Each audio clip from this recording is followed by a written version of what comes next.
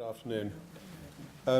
As this is probably going to be the most controversial of the presentations, I think a few introductory comments might be helpful. First of all, we really do care about older people, as I guess you do. You're a self-selected audience largely. I'm a baby boomer, I'm 54. Perhaps we should have, at a conference like this, we should have got everyone to give their age to start with. And hope to get older. I have aged parents, I have concerns about them. They're very supportive of the Intergenerational Foundation. I work a good part of my time for a charity that works helping to develop equipment for older people. So, and we're very positive about the active ageing in general and all the sort of later life initiatives that we've heard of today. But having said that, we are concerned and we're not convinced that the good situation that many of the older generation find themselves in is just a matter of luck. By the older generation, I suppose I'm speaking of the over 50s, so I'm definitely including most of the baby boomers.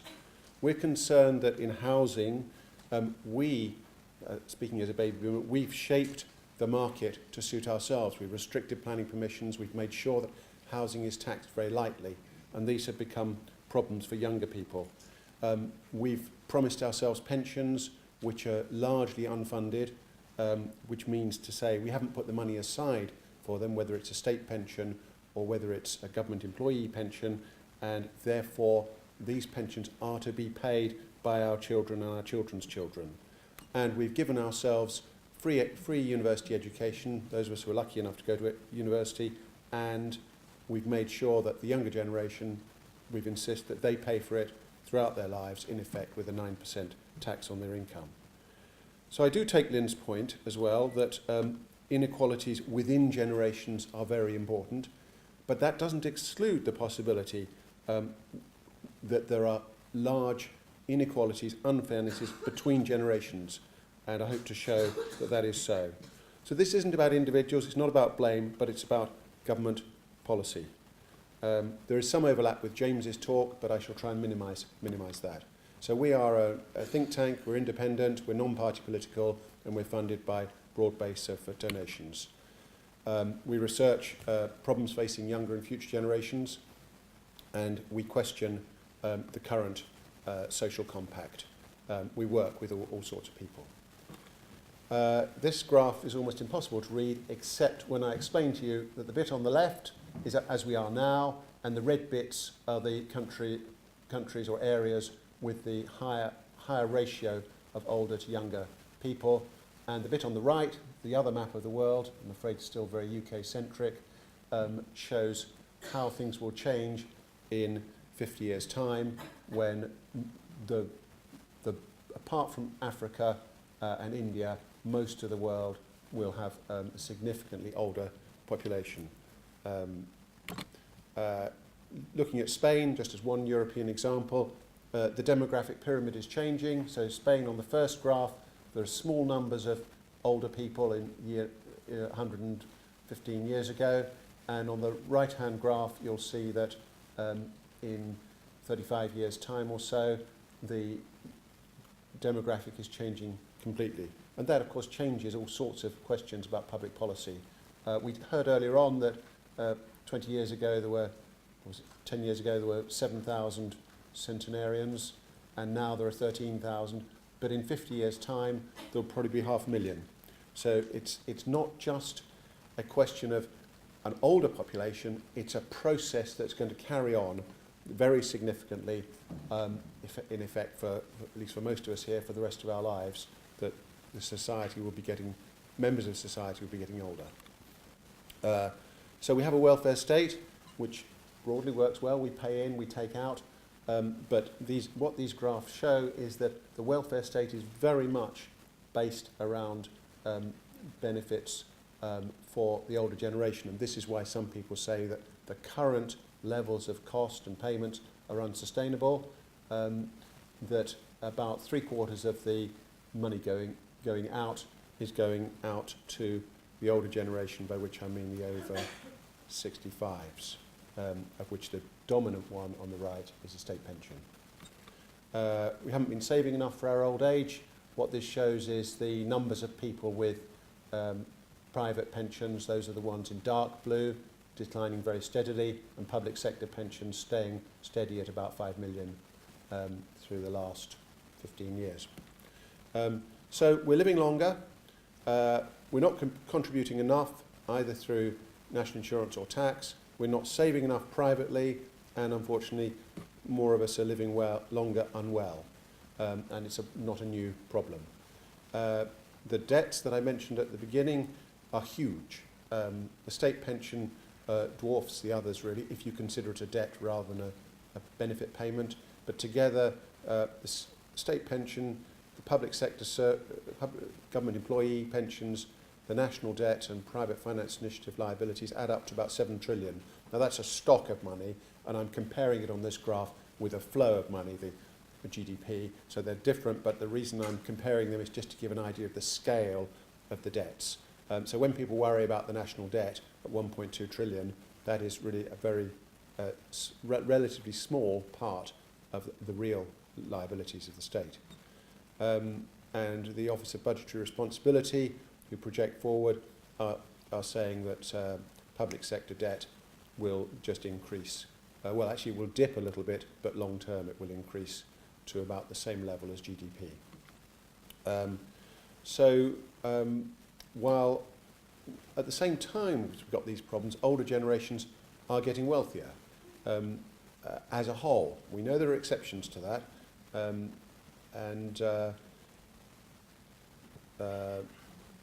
the point that's made at the bottom there, I think, is the really important one in terms of house prices. A lot of us feel richer when our house prices go up, but what really happens when house prices go up is it's a transfer of money from young to old, whether in rent or when we sell the house. Much of the what we see here is that what we've looked at is the change, using Office of National Statistics figures, the change in spending per head in the last 16 years or so. And what we've seen is that there's an increase in spending by the older generation and a significant decrease by the under 30s.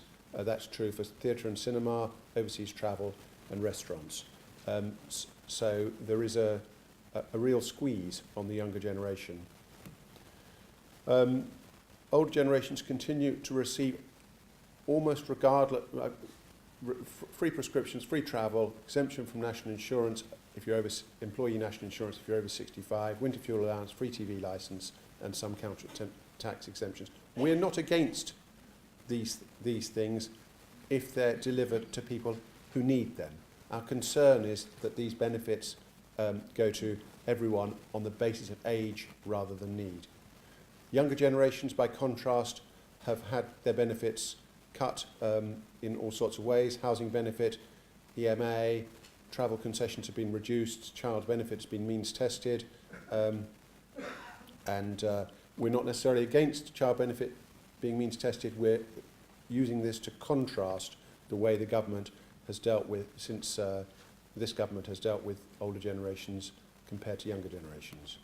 And there's a problem that was put to me by a senior academic who suggested that there's a human shield effect. We're labelling all older people as if they were poor and vulnerable, and therefore using that to stop policymakers, or to try to stop policymakers from making taxes more equitable between generations. So there's a very interesting set of figures that we've just worked out that we don't think has been looked at before. It's an interesting question. People often say, "Oh, don't worry, we should get what we want in terms of benefits because we've paid in all our lives, so we should take out what we need." Well, we thought we'll do a study and actually see how much people have paid in and how much they're likely to take out. And I suppose it's because of longer life expectancies principally, but overall, people have, if you take particular cohorts, say someone retiring in 2012, that was the measure we took, they will be likely to take out through the state pension more than they paid in Class 1 national insurance, which is meant to correspond. So this means that both male and female workers in today's older generation are likely to take significantly more out than they paid in contributions. Although for policy reasons that is skewed, that what women are likely to take out is significantly more than they put in, but that's not the issue we're raising, because that's a kind of policy decision. So our suggestion is maybe we should change our approach. Clearly not all people are poor. Age doesn't any longer work as a proxy for need, and that was very clear from James's figures from the Institute of Fiscal Studies, where he showed that where there was a situation where a third of pensioners were in poverty. That's been cut down, not enough of course, but it's been cut down to 13% on his figures, and the figures have pretty well been reversed for child poverty. And if you ask what the Joseph Rowntree Foundation have said is that if you were going out looking for poverty, you would be much more likely to find it in younger generations than older generations. That's Joseph Rowntree figures. We're suggesting that there should be more means testing of one sort or another. So that doesn't require filling out of forms. There are lots of different ways of allocating benefits according to need. And we think age-based entitlement rhetoric should change. So things are changing because of increased longevity, inadequate contributions, lack of pension saving, and the increased needs of the NHS. So let's have a look. We're concerned too about the way the tax burden falls, that the under 25s, if they're lucky enough to get an education and a job, they're paying a huge level of tax, over 40%, because they've got their income tax, their national insurance, and their student loan repayment payments. And that's not taking account of the fact that that age cohort will usually be renting rather than owning, and of course they're paying their rent out of after-tax income. Some time ago, 3 years ago we did the study. It takes a while for these surveys to come through. The European Social Survey sampled about just under 60,000 people across Europe, and what they found, they asked a series of questions about intergenerational attitudes, and they found, actually it's sort of depressing from an old person's point of view and a younger person's point of view. They certainly found that the UK young were viewed very negatively, most negatively of all the countries surveyed. We use, on the left-hand side, you can see some of the terms that we use that are about our young people, calling them boomerang generation, feral, feckless, frivolous, loafers, whiners, whingers. By contrast, some newspapers give the older generations a much easier time and use a very positive rhetoric, but there is still, of course, a lot of negative rhetoric about older generations as well. Now, James talked about voting, but I spoke to him after his presentation. The grey vote is still powerful if you take as a definition of the grey vote, as I do when I went grey, perhaps, those who are over 50. The grey vote, even by his figures, is powerful, but it's actually more powerful than he suggested in his presentation, because over 50s are more likely, it turns out, to be in marginal constituencies, and they're much more likely to be effective at lobbying. So the grey lobby, as well as the grey vote, has a disproportionate influence on policies. So it is rational for politicians acting in terms of trying to get re-elected. It is rational for them to target unpopular policies against so that on the young, and to favour the older generation. So we need to do something about this. And our suggestions are, particularly the last one of these, that the grey vote could be used to help younger people. A lot of us have children. A lot of us have most of us have younger relatives, children or nephews or nieces, and grandchildren, and we care about them. And there's no question that the older people I speak to care a lot, and they could be encouraged to use those votes in the interests of younger people. But principally, we believe that benefits should be based on need rather than age. Maybe the older generation have to take less, but take it for longer.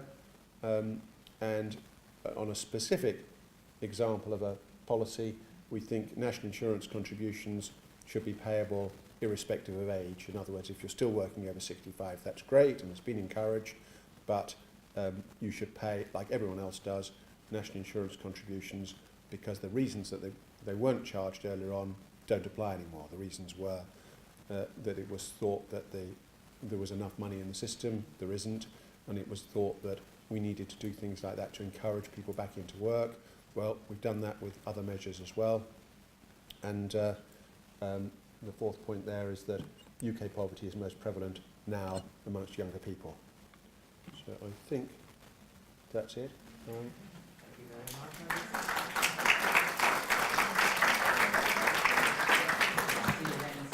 I'm not surprised there are hands. There's the lady there at the front, then we've got somebody there, and then so, wait, it's on that side. Yes, somebody's coming to you ahead. All right, there's Hello. I disagree with a lot of what you said, because you haven't, there's so many things you haven't taken account of.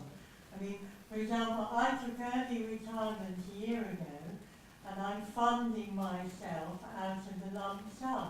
I'm not bothering with the benefit system. I'm a council tenant. I didn't take the right to buy because I believe I'm a guardian of social housing for future generations. But apart from all that, I mean, I'd like to pick up on your solution where take less for longer. What does that mean? On the previous slide, how do old people take less for longer? Less than what? Longer than what? Okay, can I answer them one as they come up? I think it's I totally see your point, absolutely. If you're a council tenant, you haven't received the windfall that most people of my age and above have done. James showed that 85% of those who are in the sort of 55 to 70 bracket, 85% are owner occupiers and will have received in a sense an unearned tax-free windfall on their housing. And if you don't get that, haven't got that, then absolutely you haven't benefited from that. I was speaking of these cohorts as a whole, not as about individuals.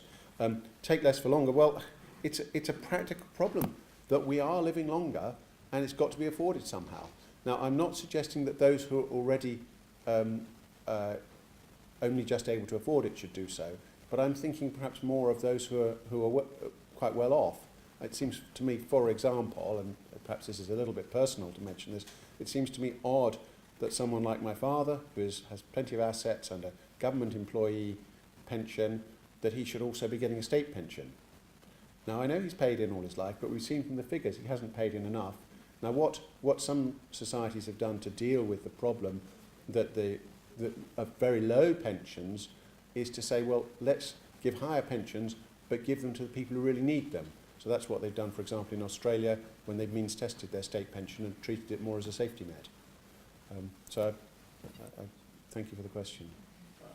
question there.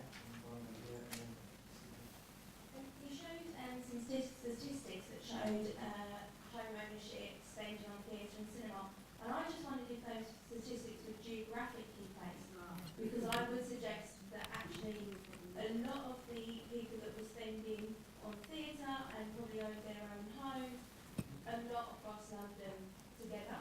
I don't think all London people can spend on theatre and cinema. Second of all, I run intergenerational programmes with older and younger people together, and we do come across a lot of the attitudes that you spoke about towards the end, and actually this sort of discussion makes that job even harder, because you're posing two groups that are quite vulnerable against each other and not looking at the similarity of how a lot of those issues affect quite a lot of people. Okay, can I answer that again straight away rather than take questions in groups so people can still remember the questions? So we're really two central questions. The spending geographically, I agree with you, it might well vary to be that spending, the increased spending is for those wealthier groups in the southeast. The ONS figures I don't think are broken down geographically, but you're absolutely right. One thing that slightly shocked us on this was how little is spent on theatre and cinema, which ties up with a point that was made earlier on. I don't buy your point about opposing different groups. I think that's an argument that would stop us analysing difference in society. If you say, if you get to a point which I believe we've got to in our society where we're over rewarding particularly wealthier older people and making it very hard for younger people, I don't think you can say, oh, we mustn't talk about that because it'll make it difficult for us to do intergenerational work. I'm sure the intergenerational work you do is very valuable and very important, but it shouldn't stop us talking about the real underlying economics. Yes. A question about the pensions.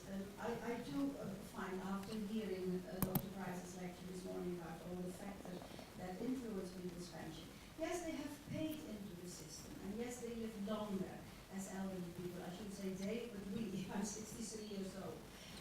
But also, people like me still work because our pension isn't enough.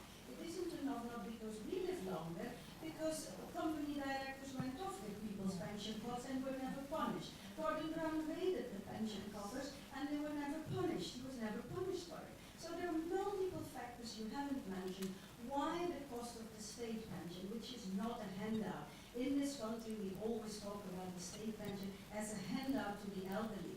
They have paid and saved and contributed for it year after year through hard work, save a few women who were at home with their children, looking after their children, and that too was work in the economy of this country. So that is one. So that's my criticism and my question of how you would give a more balanced view then of the pensions.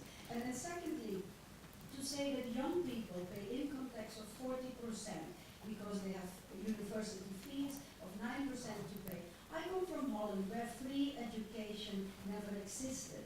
Every day that I went to university, from the moment I started to work, the government automatically took money away from my salary. I had to pay for all the 6 years that I went to medical school and the 2 extra years that I finished my law degree at the same university. So we all up and down the world have to pay for education. It is nothing particularly terrible for British young people to have to pay. It might make them get quicker through university if they have to pay through it.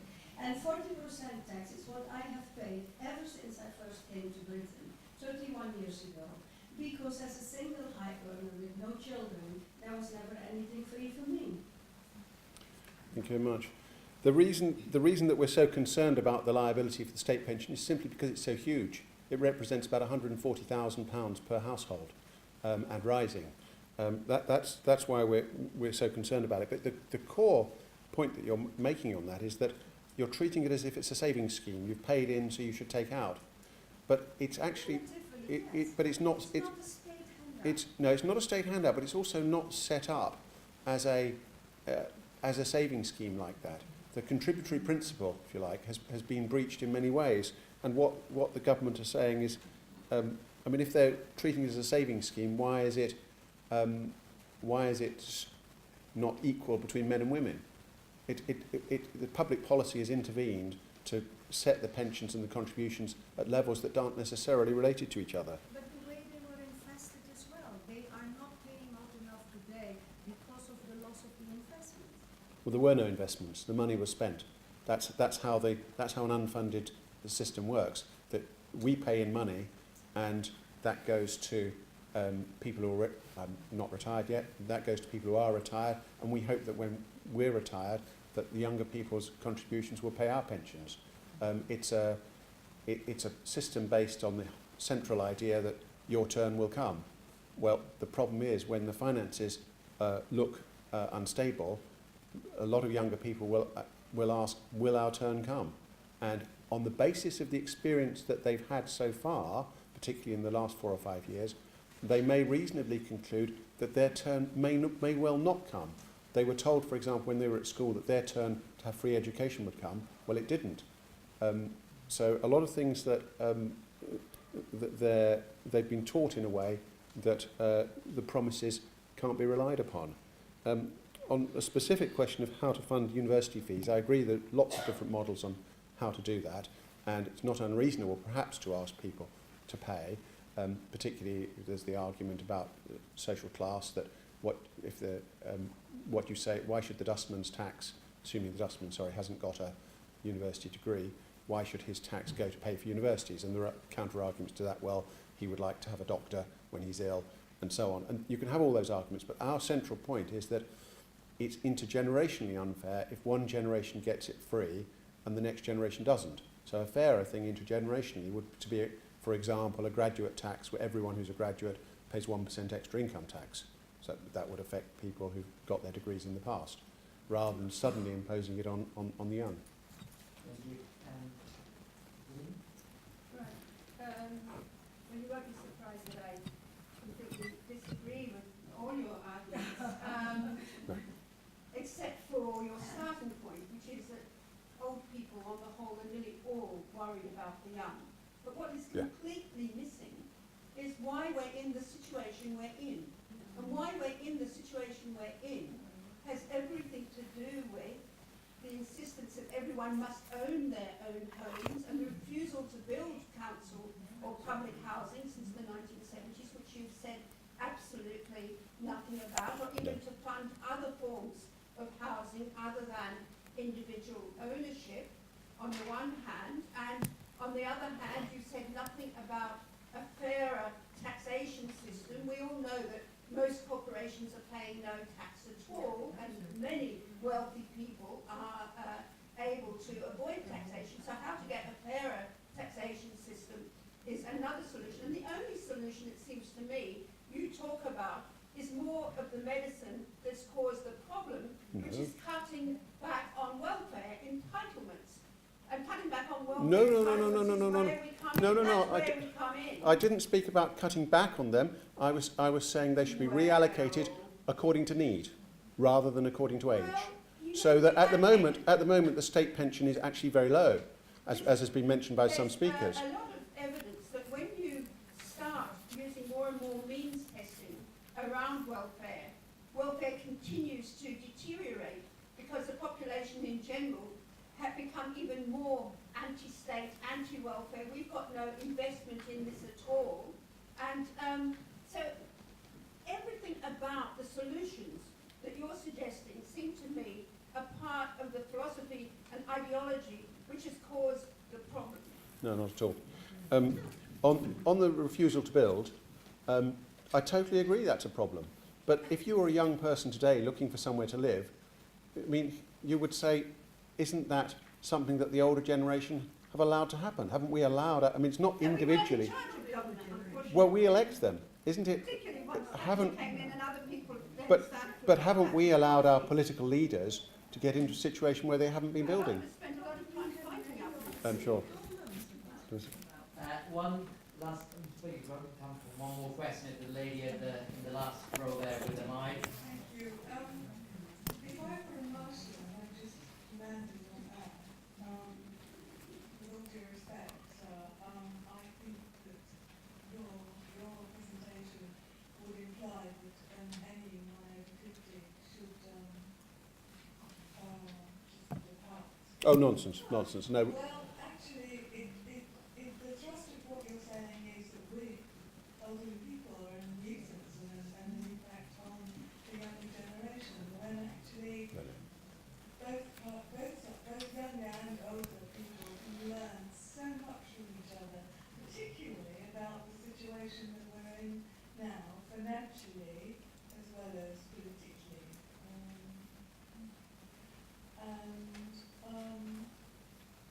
I just think that it's quite disrespectful to older people who are really trying to help the younger people to change what's the status quo now. So if I were a Martian's landing, I would be shocked. Well, I think the point I'd say is you're not separating the personal from the policy, and we're talking here about policy differences. I totally agree with you. There's an enormous amount of constructive effort goes in from the older generation to the younger generation, and probably more than ever before, for a combination of reasons, particularly because we're living longer, healthier lives, but also because the older generation realise, a lot of us, a lot of them, realise the sorts of challenges the younger generation are facing. So there's no disrespect there, but there is a recognition that the younger generation have been given such a tough deal, and prospectively it's very difficult for them, particularly in pensions, housing and education. And one of the ways they're responding is a lot more of them are moving abroad. So we've got the brain drain problem again, and all sorts of issues related to that. So no, I don't think there's any disrespect intended. It's trying to identify policies that are fair between the generations. And the very last question, pretty brief. I would like to thank you for your presentation. I have been quite surprised at some of the reaction, which has been not necessarily factually based or analytical. I would love to see the analysis of the figures between your figures and the previous speaker, who also spoke a lot about statistics. The difficulty for people of every age is that when the policies keep changing so radically, it's terribly difficult to plan ahead. Absolutely, yes, I agree.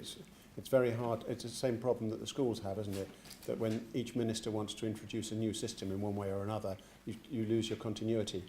Certainly James and I know each other quite well, and we've spoken a lot about these sorts of issues, and we were discussing the winter fuel allowance at some length on a bus on the way to a conference at Gleneagles. And his view, as he expressed it very well, I think, is that if you label allowances for particular things, it encourages people to spend them in that way. And I think he would like also to have perhaps part of the state pension, an increased state pension, allocated for health and fitness, which I thought was an interesting idea, which he didn't have a chance to mention today, which he thinks would sort of encourage, first it would give people more money, they wouldn't have to spend it on that, but it would encourage them to spend it on some of the sorts of things we were talking about earlier on, fitness and active living.